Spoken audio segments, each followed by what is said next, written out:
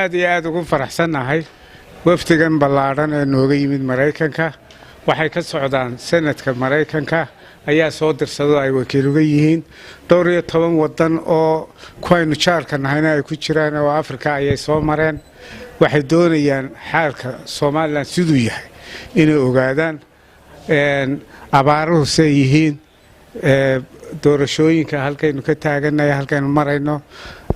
waxyaabahaas oo kale briefing baan ka wada siinay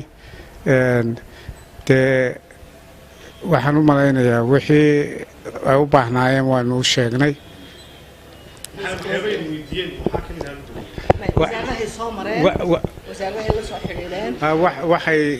waxyaabaha ay xiiseynayaan waxa weeyaan doorashooyinka ayaa ka mid ah iyo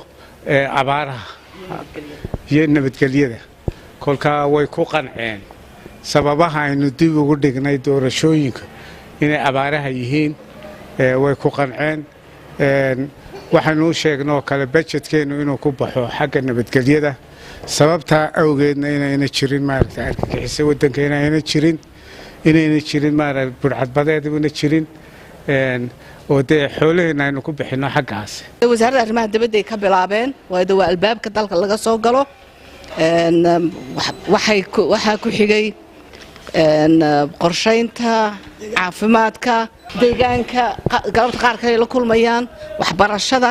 marka deegaanka aad iyo aad waqti badan la qaateen waxa la martiqaad civil society galabtay arkayaan